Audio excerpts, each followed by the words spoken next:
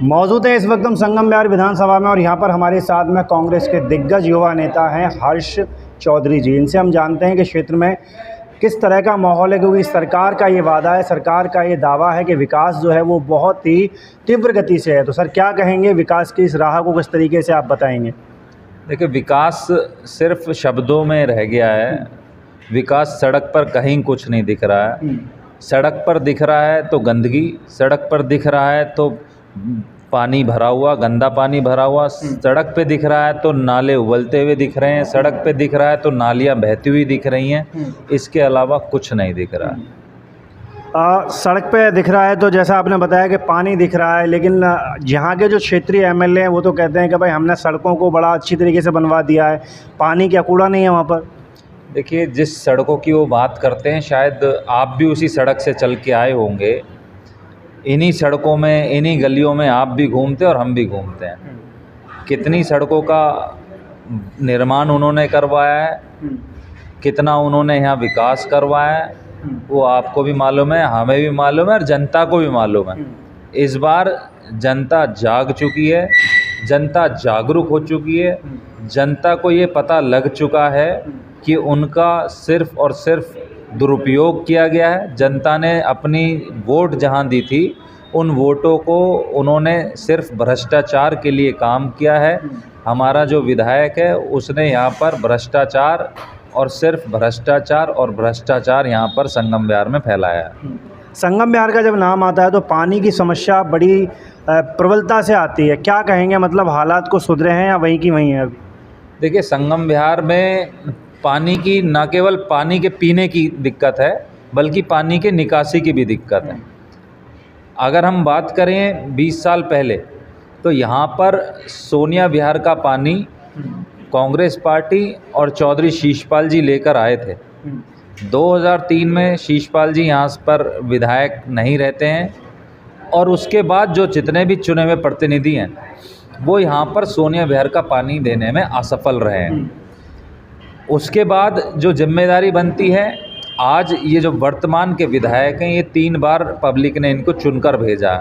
Public ने इन पर विश्वास जताया था कि एक नई आस थी, एक नई उम्मीद थी लोगों को कि शायद ये जो काम अधूरे अटके हुए इन्हें लगते थे, ये जो इन्होंने टैंकर माफियाओं की बात करी थी, इन्होंने और ऐसी ऐसी बातें लोगों को झूठे वादे किए थे, ऐसे जुमले इन्होंने जो दिए थे कि पब्लिक बहक गई थी। पब्लिक अब वह समझ चुकी है, क्योंकि लोग यहाँ रहते हैं। हमारा विधायक ना यहाँ रहता है, ना उसका यहाँ ऑफिस है, कोई कार्यालय। यहाँ पर पानी के पीने की जितनी दिक्कतें हैं उतनी ही पानी की निकासी की भी दिक्कत है, जैसा मैंने आपको बताया। और पानी की निकासी की वजह से यहाँ पर पिछले 11 साल में कई मौतें भी हुई हैं। उन मौतों का कौन जिम्मेदार है? क्या उन लोगों को मुआवजा मिला? पानी की निकासी की वजह से बहुत से लोग आज भी बेड रिडन हैं, अपने बेड से नहीं उठ पा रहे हैं। बहुत से कई साल तक बेड पे रहे। क्या उन लोगों को मुआवजा मिला आज तक? तो उन लोगों की जो परेशानियां रही, जो इनकी लापरवाही के कारण, हमारे विधायक की लापरवाही के कारण जो इस क्षेत्र की जनता भुगत रही है और पिछले 11 साल से भुगतती आ रही है, इसका जिम्मेदार कौन है? आपकी विधानसभा संगम बिहार विधानसभा, इसका एक क्षेत्र है ई ब्लॉक। कई सारे घरों में बिजली के मीटर तक नहीं थे। जब वो विधायक साहब के पास में पहुंचे तो उन्होंने कहा कि आप अपने निजी फंड से ये सब इंतज़ाम करो, ऐसा सुनने में आया। तो क्या कहेंगे, अगर ऐसा है तो कितने हद तक सही है? देखिए, जिस बात की आप बात कर रहे हैं कि निजी फंड से, अरे मैं अभी ई ब्लॉक से ही एक मीटिंग लेकर आ रहा हूँ और ये बात सच है कि वहाँ के लोग, ये जगदीप मिश्रा जी हैं साथ में, ये भी ई ब्लॉक में ही रहते हैं और ई ब्लॉक का हर व्यक्ति परेशान है, क्योंकि नया मीटर लग नहीं पा रहे हैं। नए मकान का निर्माण हो रहा है,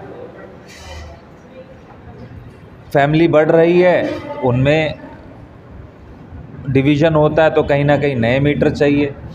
आजकल बिजली के बिल ज़्यादा आ रहे हैं तो लोगों को नए मीटर लगाने हैं ताकि वो सब्सिडी के दायरे में आए। लेकिन लोग परेशान हैं, वो दर दर की ठोकरें खा रहे हैं, वो बिजली के दफ्तर भी जा रहे हैं, वो विधायक के ढूंढने में भी लगे हुए हैं कि कहीं विधायक मिल जाएं, लेकिन विधायक मिल नहीं रहे हैं। लेकिन उनके कार्यकर्ताओं के थ्रू कहीं ना कहीं लोगों ने अपनी ये बात पहुंचाने की कोशिश करी कि जो उनका फंड है उसके थ्रू वो एक अपना यहाँ पर हमें एक प्लॉट खरीद कर दें। लेकिन हमारे विधायक जी तो विधायक हैं, वो जनता के व्यक्ति तो माने नहीं जाते, वो अपने आप को तो अलग ही लीग का आदमी मानते हैं। उन्हें आम आदमी की ना कम परेशानियों का पता है, ना उनकी दुख तकलीफ़ों का पता है। उन्होंने सिरे से नकार दिया है, ऐसा मुझे भी सुनने में आया है। अभी देखा यह गया है कि केजरीवाल जी ने अपना इस्तीफ़ा दिया है और आतिशी जी को मुख्यमंत्री बनाया गया है। मुख्यमंत्री बनने के बाद में एक कुर्सी उनके बराबर में जो खाली छोड़ी गई है, उस कुर्सी को लेकर क्या कहेंगे और किस नज़रिए से आप इस फेरबदल को देखते हैं? देखिए, इस बारे में मैं बहुत ज़्यादा कुछ नहीं कहना चाहूँगा, क्योंकि जो उन्होंने करना था, कराना था, वो कर दिया। जनता ने एक जनादेश दिया था आम आदमी के लिए, जनता ने उन्हें मुख्यमंत्री चुना। केजरीवाल जी को, केजरीवाल जी ने आज एक अलग एपिसोड करके आतिशी जी को वहाँ बैठा दिया है। तो कहीं ना कहीं आतिशी जी ने ये शो कर दिया है, ये प्रूव कर दिया है कि वो एक डम्मी सीएम है। वो सिर्फ औपचारिकता निभाएंगी सीएम की, अदरवाइज़ सारा जो रिमोट कंट्रोल का काम होगा वो हमारे पूर्व सीएम जो हैं केजरीवाल जी, उनके हाथ में होगा। जैसा वो कहेंगे वैसा वो काम करेंगे। क्या ये संविधान की तौहीन नहीं है सर, कि मतलब मुख्यमंत्री की कुर्सी के बगल में एक कुर्सी खाली छोड़ देना, ये क्या दर्शाता है, क्या दिखाता है? संवैधानिक राइट्स हैं इसको लेकर? देखिए, ये तो उनकी मानसिकता दर्शाती है कि वो क्या शो करना चाहते हैं। ये उन लोगों का, उनका तो ये भी कहना था कि उन्होंने केजरीवाल जी को श्री राम जी के साथ भी तुलना करने का काम करा। तो इन बातों में हम ज़्यादा चर्चा करें, मैं समझता हूँ कोई इसका तुक नहीं बनता। हमें जनता की जो परेशानियां हैं उसके बारे में उनसे बात करें। जो लोग यहाँ संगम विहार, ख़ास तौर पे संगम विहार की मैं बात करूँ तो यहाँ आपने सिर्फ पानी की बात करी, मैं स्कूल की भी बात करना चाहता हूँ। यहाँ कोई स्कूल नहीं है, उनकी भी बात हो। यहाँ बुज़ुर्गों की पेंशनें बंद हैं, उन्हें पेंशनें भी लगनी चाहिए। यहाँ पर विधवा पेंशनें बंद हैं, वो भी नहीं लगनी चाहिए। यहाँ पर राशन कार्ड पिछले 11 साल से नहीं लग रहे हैं, वो भी मिलनी चाहिए। यहाँ पर कोई खेलने की सुविधा नहीं है बच्चों के लिए, वो खेलने की सुविधा मिलना चाहिए। यहाँ पर लाइब्रेरी नहीं है, वो लाइब्रेरी मिलनी चाहिए। और तो और जो सबसे ज़्यादा इस संगम विहार को परेशान करता है, ये वही नशा है जिस कारण केजरीवाल जी जेल गए। यहाँ संगम विहार में अगर कोई सबसे ज़्यादा अधिक चीज़ है तो वो नशाखोरी यहाँ युवाओं के बीच में देखी जा सकती है। तो ये नशा जो आप बता रहे हैं, नशा किस तरह का नशा है, कैसा नशा है और कौन इसको डिस्ट्रीब्यूट कर रहा है?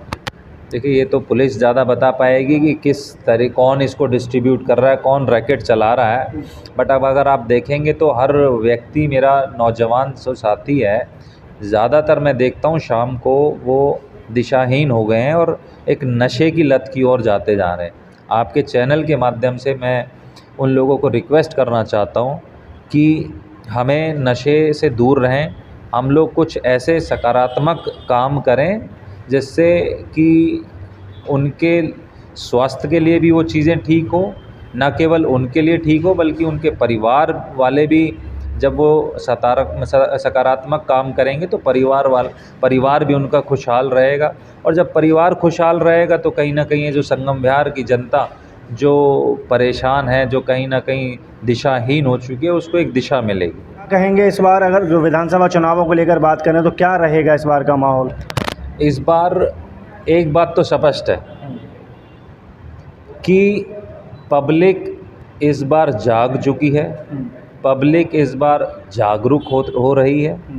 पब्लिक इस बार अपने जनप्रतिनिधियों से वो सवाल भी पूछ रही है और पूछेगी। जब चुनाव, अब ये लोग चुने हुए जो प्रतिनिधि अपने क्षेत्रों में जब ये जाएंगे तो वो उन सवालों को पूछेंगी जिन सवालों के लिए, जिन वादों के लेकर वो लोग पिछली बार जनता के बीच में गए थे और उन वादों को उन्होंने पूरा नहीं किया है।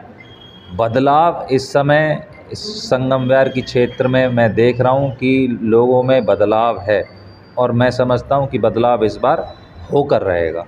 बदलाव होगा, ये जनता की मांग है। देखना ये होगा कि बदलाव किस तरीके से हो पाता है। हमारे साथ में कांग्रेस के युवा नेता हर्ष चौधरी जी बने हुए थे, जो कि लगातार तमाम मुद्दों पर बात कर रहे थे। कैमरा पर्सन पवन पांडे के साथ में मैं गिरीश कुमार, 10 न्यूज़ नेटवर्क, दिल्ली।